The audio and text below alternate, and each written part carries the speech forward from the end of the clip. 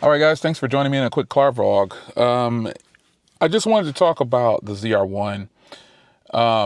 If you don't know, I had the 2024 Corvette E-Ray, and I sold the E-Ray for pretty much what I paid for it. And the person who bought that car got a great deal because the the dealer that I sold it to, they took a huge hit trying to get rid of that car. I sold at the right time because I was able to get every penny back, minus a few taxes or whatever. But the point is, I sold my E-Ray so I can get the ZR1. And I mean, I knew going into trying to get a ZR1, it could be a challenge, right? We know this because it's all this, it's all these people who are willing to pay a lot of money over the sticker price. And that's the only reason why it's prolonged, I think, for a lot of people, or it makes it difficult for a lot of people because, GM doesn't own the cars, so to speak. The dealer can sell the cars for what they want. Is it ethical? It's been going on like this for years, folks. It just became more apparent with, I guess, current generation of younger folks when they started back in the day when they started paying 50 and 100,000 over for these newer C8 Z06s. But prices being marked up are always a thing. So that's not really an issue. I knew that prices will be marked up, but if you're patient, you can get a good deal. And I am patient. So I sold my E-Ray way ahead of time because the E-Ray market isn't crashing. It's just that they're getting into the hands of consumers. And, I felt like, I better sell my E-Ray while I know I really want to get a ZR1. If I was unsure, then yeah, I would have kept the E-Ray because I got a pretty decent deal on it. I paid MSRP, but like all things, you can get things for under MSRP now. And I had a fairly loaded one. It was pretty decent. It was a 2LZ, lots of options on it, like front lift and things like that. But I expect my ZR1. The ZR1 is, I think it's starting at like 178. Mine came to like 181. I went with a 1LZ or whatever. But what's happening is that dealers are now running the same game. And the markup where I live starts at $125,000, and then there's a $10,000 non-refundable fee. So I'm not calling people morons or idiots because this is what they want to do. You want to pay almost double for a car? That's on you. I tend to want to pay less for a vehicle than MSRP, or at least at MSRP if it's such a limited car at the time. And that was my E-Ray at the time. My E-Ray was very limited at the time. There was hardly any of them rolling around. And I was able to get mine at MSRP. And I had paid cash for it. And, that's not the smartest thing to do, is to pay cash for depreciating assets. But if you can find something that will appreciate, then cash out on it. Don't finance it. Because having a $3,000, $4,000, $5,000 car note is just not smart. So with me, with certain cars, once they get past a certain amount, I'm like, I gotta cash out on this if I really want it. I don't want to have large payments or payments at all. And so my cars currently, there's no payments, just that lease on my EV Dodge Charger. And I'm glad that I leased that car and didn't pay cash for it, even though there was big discounts on it. And I probably, if I wouldn't have leased it, I probably would have financed it because I qualify for 0% or whatever. So, but the pricing on that Charger is just getting lower and lower, and it's going to turn out to be such a good deal with the new software updates and everything. So nonetheless, the ZR1 clearly is a desirable vehicle by Corvette enthusiasts. And I'm not tracking the car or whatever. I'm not tracking the car. I'm not saying that I wouldn't, but that's not my intent for getting the car. And a lot of people don't track their cars. That's why the E-Ray is such a good deal for Corvette enthusiasts. You get an exotic looking car, really fast for what it is on the street. And you can blow past tons of people, man. If that's your thing, those stoplight things, you can really have a lot of fun because the race is pretty much up to 120 miles anyway, or so, 130. And the E-Ray conquers that fairly well. It's not the fastest car on the road, but it definitely can blow the doors off a lot of exotic cars, which has already been proven. And just cars in general, they're supposed to be really fast for a fraction of the cost. So my thoughts are,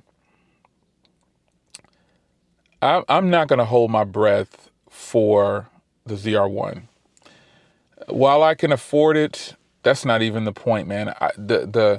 I'm never going to give a dealer almost double the price of a car just because I want it and I want it to have one. I'm not going to do it. I guess thinking that's a flex, that you paid way more than what a car is worth. I've spoken to this so many times in other videos. It's just not a flex. It shows that you really don't care about money, or you just don't know how to handle it. But you guys want to give 120,000, 200,000 some of these places. Give me some of it and I'll put it on the market and I'll triple it for you and then give you back yours, and then I'll just buy me one. But all jokes aside, I just don't see myself ever giving a car dealer. I already don't like car dealers. I think most of them are shams and hassle scam. They're hustlers, and you got to be buying, or you got to be selling, or they're selling, and that's just what it is. And most of the time when I walk on a lot, I'm not getting sold on something. I'm getting a really good deal. Pretty much to every car that I've purchased, I've gotten a great deal on it from where I sit, compared to what I've seen other people doing in the dealers when they're shopping. One of the best car buying experiences has always been my Tesla sitting over there, or just any of the Teslas. There's no hassle. There's no finagling. You just buy the car for what it is. And Teslas tend to do a lot of promos. And so there's a lot of good deals out there that you can get on very good Teslas. Like I have the performance one over there, and I also had a Plaid as well. And I just got good deals on them. I was so blessed and so fortunate to buy the Plaid, experience it, bought it for 85, sold it for 80, wrote the rest off on my business. Done. Nothing, no loss for me. But I know a lot of people can't do that.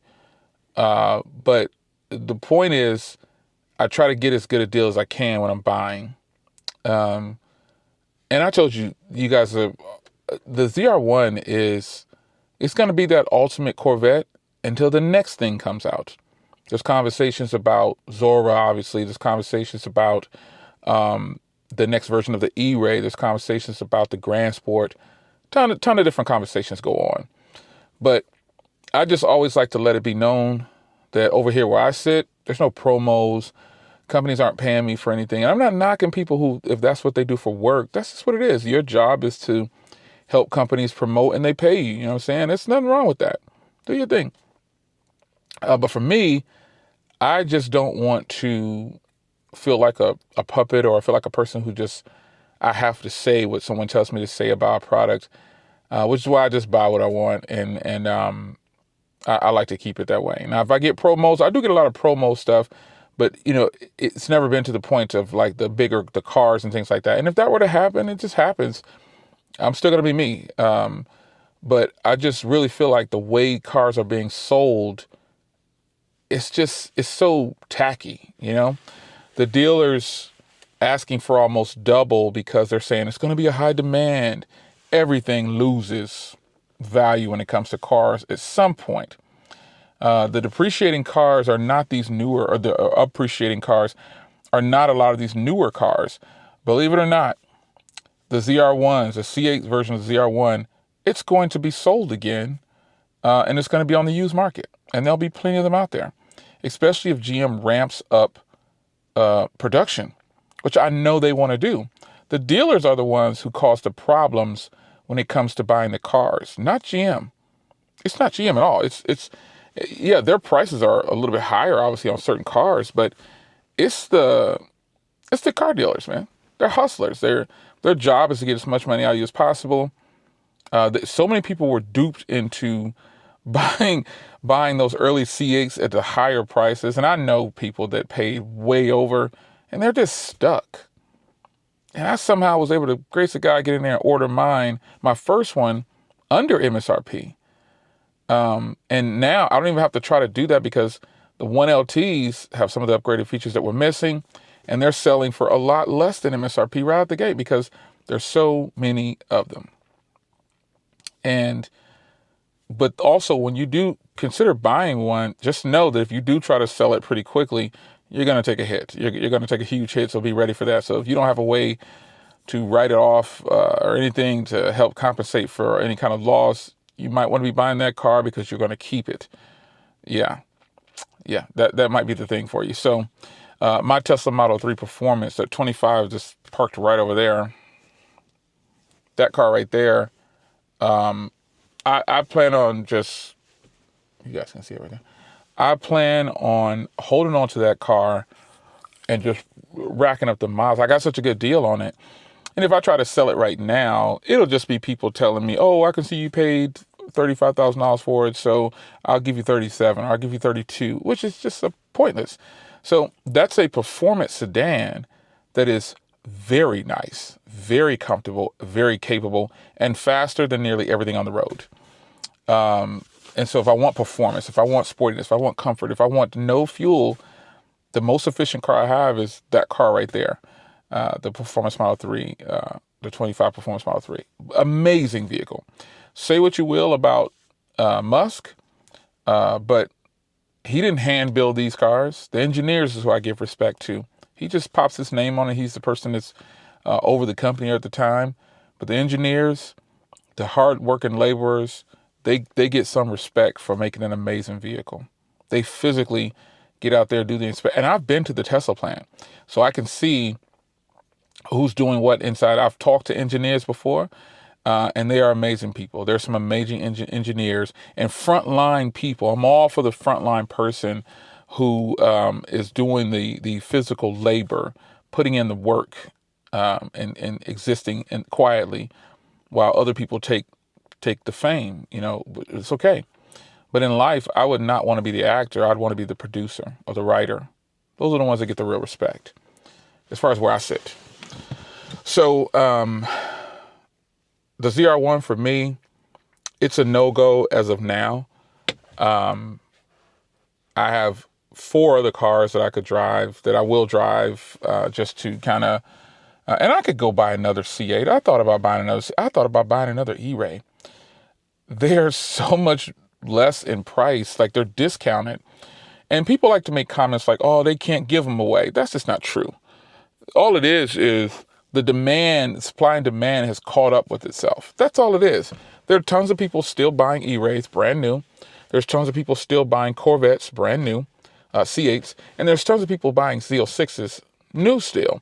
It's just that when you're talking to a certain type of person, I fall into the category of, I was going to pay for it. But there's a majority of people out there who finance these cars, and they finance way more than they really should. And they get stuck with these $2,000, $3,000 payments. But I say stuck not in a derogatory way, but it's a way, if you're making $7,000 a month or $6,000 a month, you don't want to give a third to a car note. And that's not including insurance. So just be smart about it, man. There's a ton of people out there who are buying these cars, and it's just so many of them that it's catching up with itself. That's all that's happening. Yeah, the E-Rays are discounted. Yeah, the Z06s are discounted because there's so many of them. The dealers want to make some money. And if the cars are sitting on the lot for more than 30 days, dealers are getting taxed heavily. So they really want to get rid of the oldest cars they have. So yeah, ZR1 for me, I think a couple people had asked, and I was like, well, I'm waiting. And you can get one. You'll get a ZR1 in 2 to 3 years. Let everybody get their shine and their glory on it, because a lot of people aren't buying it for content. They're buying it because they really want it. So I hope that's why they're buying. But if you run a car channel and your sole purpose is to get the cars just for content to make money, then I can see why you would be in a haste to try to keep something flowing on your channel. But I personally do not. This is like a hobby that I share publicly with people. Some of you probably have asked, like, what car are you sitting in? Well, as again, I always said, I don't share everything. I don't see the need to, and I really want to, personally keep the content going on the sun is really shining, sorry. I want to personally keep the content going on my Charger, but if I get bought out of that car, I just get bought out of it, and then I move on and show you something else. Because there's plenty of cars that I have in mind to share with you guys. If in fact I can't move forward with the Charger. The Charger is in the paint booth at the recording of this video, It is May 12th. It should be in the paint booth now, completely back together. I got an email from them saying, hey, hey, look, paint this week. And then I also got another message from the dealer about the software and the new radio. So I got all that stuff is happening this week. The radio should be delivered by the end of this week. The software and everything everybody's asking me, make sure you get the software installed. If when your car goes to the dealer, they check for software updates. And so obviously they're now I've seen someone say that theirs wasn't installed and they had to take it back, but that's unfortunate. But yeah, I'm definitely going to have the software update on mine.